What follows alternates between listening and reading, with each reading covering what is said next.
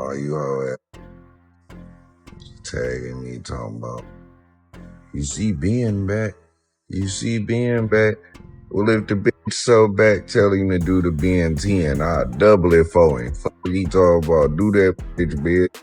It's your damn. Get in your groove. Great news for all the NBA and 4K Trey fans. NBA Ben 10 is no longer, or maybe he never was, on life support. He is finally speaking out after the incident where he was apparently at a restaurant for OG3, another NBA member's birthday party.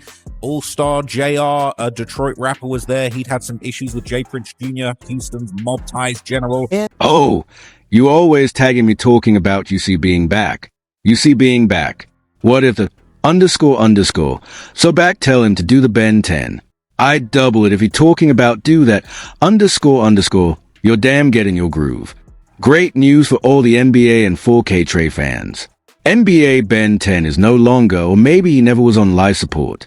He is finally speaking out after the incident where he was apparently at a restaurant for OG3, another NBA member's birthday party. All-Star Jr., a Detroit rapper, was there. He'd had some issues with J. Prince Jr., Houston's mob ties general. NBA Ben 10, one of NBA YoungBoy's closest affiliates. The man who has been ride or die with the whole NBA family since day one was gunned down inside a packed Houston restaurant. Multiple shots, critical condition, and word on the street was that this man was fighting for his life on life support, allegedly slipping in and out of a coma with doctors reportedly not even sure if he was going to make it through the night. The whole hip-hop world held its breath. And then out of nowhere, this man gets on his phone from his hospital bed and drops a message that has everybody talking. Because NBA Ben 10 is not just alive. He is responding. He is speaking. And what he said about the streets and about the life he used to live has completely changed the conversation around everything that went down that night in Houston. Yo, what is good, fam? If you are new here, make sure you hit that subscribe button because we do not do surface level over here. Today we are getting into everything surrounding the NBA Ben 10 shooting.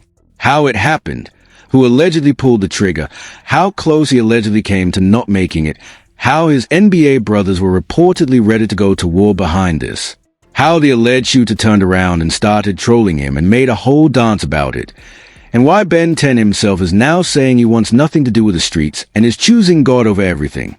And before we get out of here today, we are going to talk about his boy dead Enron, because Ron did not walk away from that night with just a scar.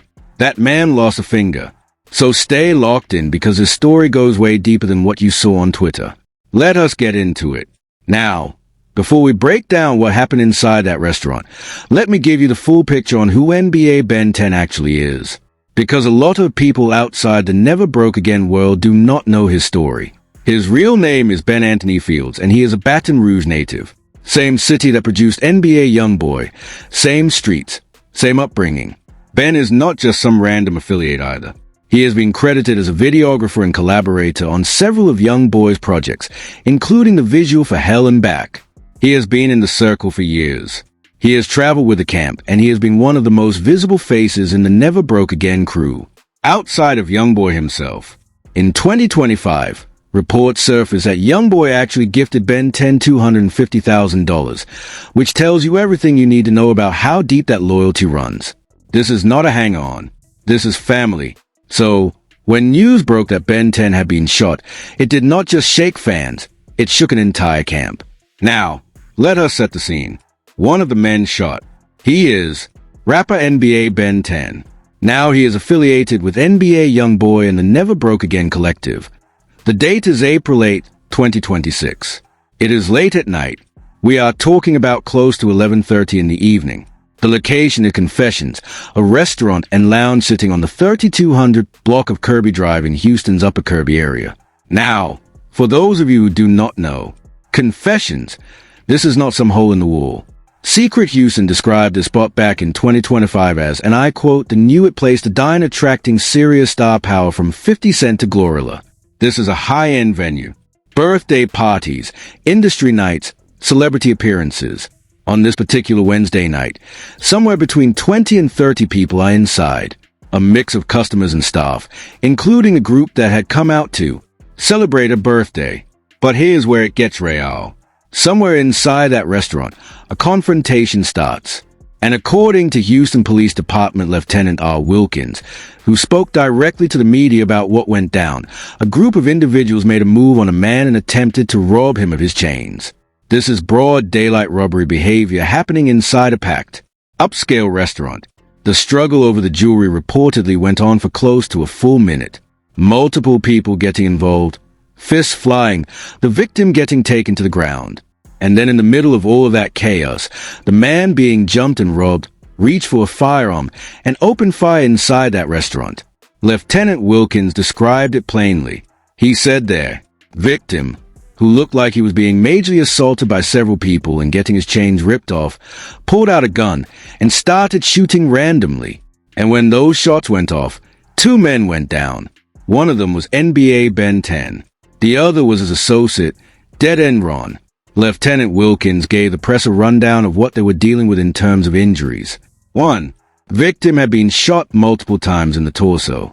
The other had been struck in the extremities, in the lower arms, the legs, multiple times. Both men were transported immediately to local hospitals. And here is the word that kept coming up in every single report. Critical. Both victims were in very critical condition. The shooter, whoever it was, fled the scene before police arrived and had not been identified at the time. Now, let us talk about what allegedly happened to Ben 10 specifically in those hours after he arrived at that hospital, because this is where the story gets heavy. According to sources close to the situation, Ben 10 ends. Condition was far worse than the initial reports were letting on. There are allegations that this man was allegedly placed on life support at some point after arriving at the hospital, that he was allegedly in a coma with doctors working to stabilize him, that the people closest to him, his family, his NBA brothers, were allegedly sitting in that hospital not knowing whether he was going to pull through. Now, none of this has been officially confirmed by hospital staff or police, and Houston PD has not released detailed medical information because of the ongoing investigation. But the word that was spreading through his circle and through social media was terrifying. People close to him were allegedly bracing for the worst. And the internet made it worse because within hours of the shooting, death rumors started spreading across Twitter and Instagram like wildfire. People were posting that Ben 10 had been killed, that he was gone, that NBA YoungBoy had lost one of his closest brothers. The hip-hop community was in a full state of panic. Fans were posting prayers, tributes, the whole nine. But here's where we got to address something. Because not everyone was sitting back grieving quietly. The Never Broke Again camp was allegedly not in a peaceful place when that news started spreading. Multiple people close to the situation reported that members of the NBA family were furious. We are talking about a tight-knit crew that has been through everything together, and now one of their own is allegedly lying in a hospital bed fighting for his life. The streets were talking. Sources allege that there were NBA-affiliated individuals who were ready to find out exactly who was responsible and handle it their way before any police investigation had a chance to move. Now, whether or not any action was taken, that has not been confirmed.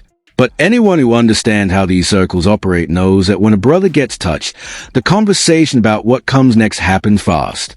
Let me break down for you what was happening in the public space while all of this was going on. Because this is where the story takes a turn that had everybody looking sideways. A rapper from Detroit named All-Star Jr. starts posting on Instagram. And these posts are not condolences. These are not prayers. All-Star Jr. allegedly began hinting on social media that he was the one who pulled the trigger that night, framing it as self-defense. He claimed he was the one being jumped and robbed, and that he fired in response to being attacked. But instead of laying low after that, instead of letting the situation breathe, All-Star Jr. went in a completely different direction. He started trolling. From the moment Ben 10's condition became news, All-Star Jr. was on his Instagram and on social media doing the absolute most. His captions were direct. He posted, "Had to shoot to the D and get new ice cause my man's Ben 10 took some of my stuff to the hospital with him." He posted, "Thought he was mob ties until I shot his ass a few times." Taking a shot at the mob ties imprint connected to J. Prince Jr., who had some association with Ben 10 Circle. And then this man went and released an entire single, a full record titled Expensive Wristwatch, and the visuals and the lyrics directly reference the shooting. This man turned a situation where NBA Ben 10 was allegedly fighting for his life into a music promotion campaign. That is the level of Disrespect we are talking about. And it did not stop there.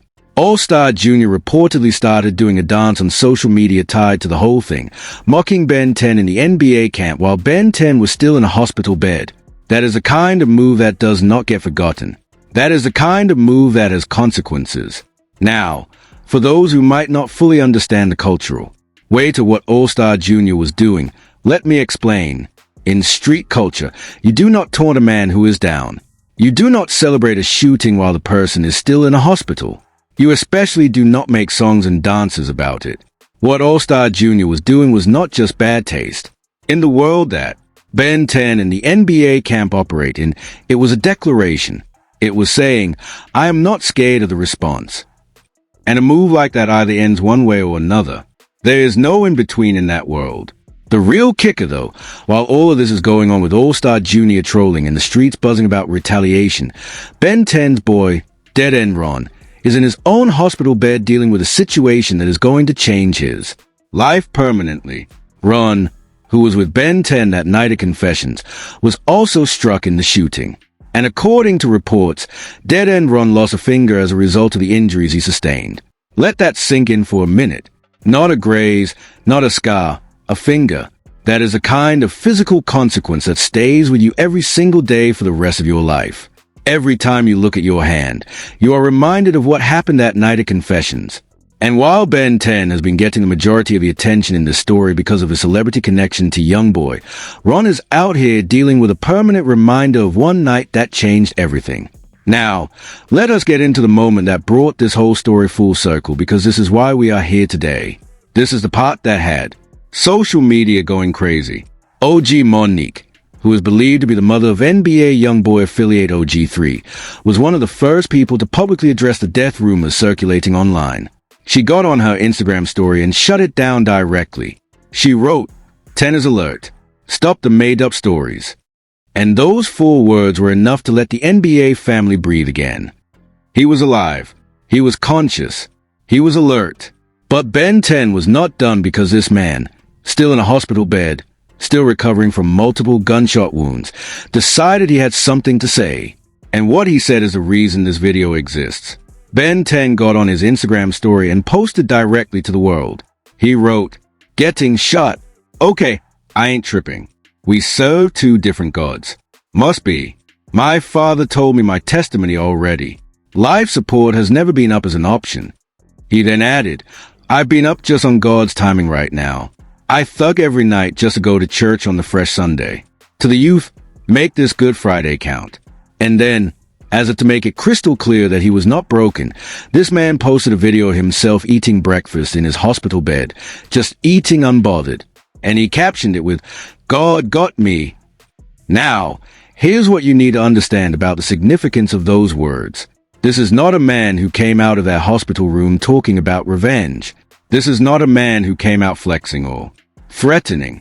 NBA Ben 10, a man who allegedly came within inches of not making it through that night, came out talking about God, about testimony, about his faith being the reason he survived.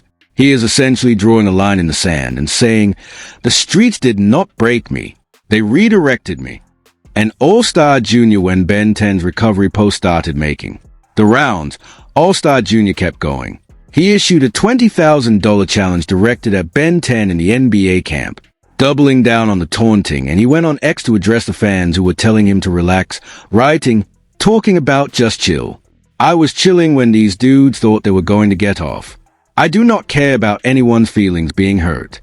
This man is fully committed to this narrative he has built around the shooting.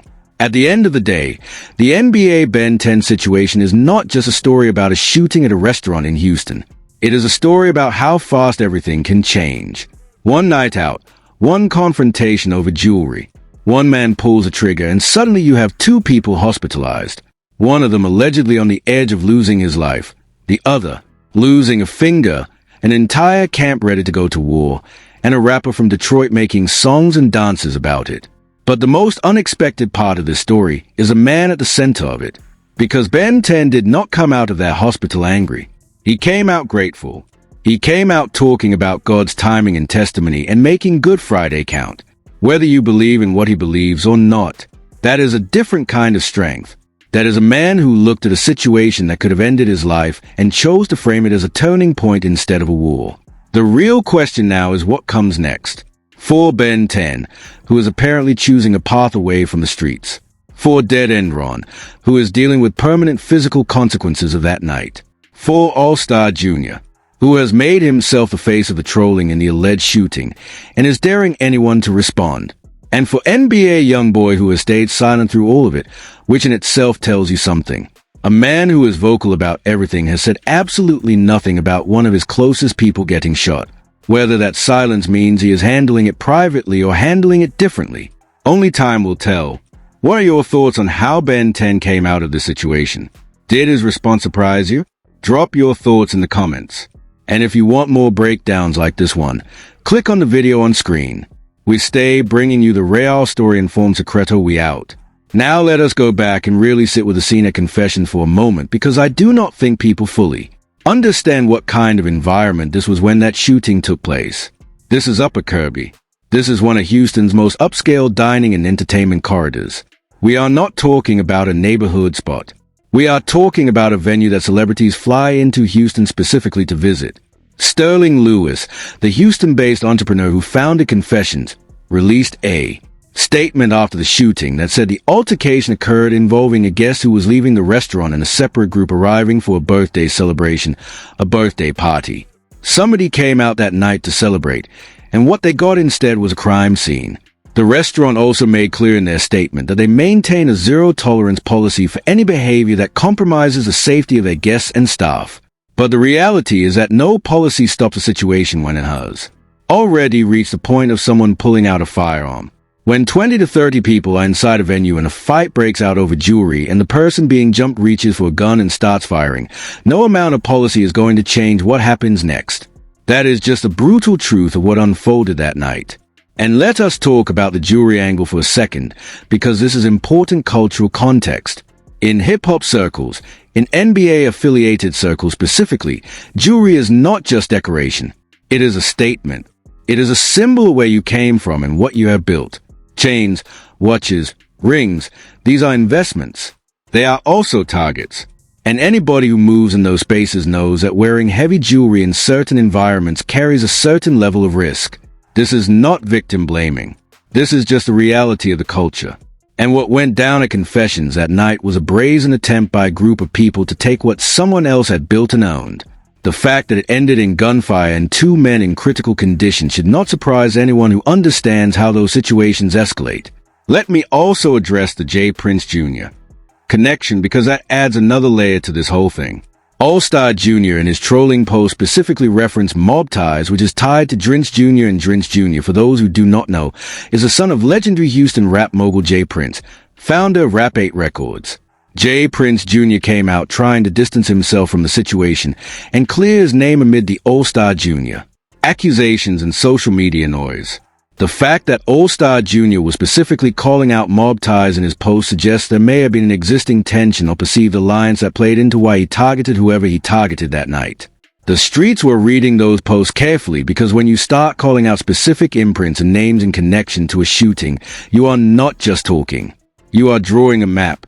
Now, let us get back to Ben 10 in that hospital, because I want to make sure you all understand the full weight of what he was allegedly going through in those hours and days after the shooting. We are talking about a man who by all accounts was not supposed to be posting Instagram stories. The fact that he was able to get on his phone and communicate with the world so relatively quickly after what was reported as a critical condition shooting is being described by people close to him as nothing short of miraculous. His message was not the message of a man who had a minor scare. His message was a message of a man who genuinely believes he was supposed to die that night and did not. When he says life support has never been up as an option, he is not being casual. That reads like a man who was told something very serious about his condition and came out the other side with a completely different perspective on what matters. And that is what makes this story different from every other rapper gets shot story, because most of the time the response from the injured party is either silence or threats or eventually a diss record. NBA Ben 10 came out of that hospital bed talking about church, about God's timing, about testimony, about making Good Friday count. He addressed the youth directly. This man is 26 years old, and he is talking like somebody who just got a second chance and is not about to waste it going back to the same situations that put him in that hospital bed. Whether that transformation is permanent or not, only time will tell. The streets have a way of pulling people back in even when they have every reason to walk away. But in this moment, in April of 2026, NBA Ben 10 is choosing a different path. And that is a story worth telling.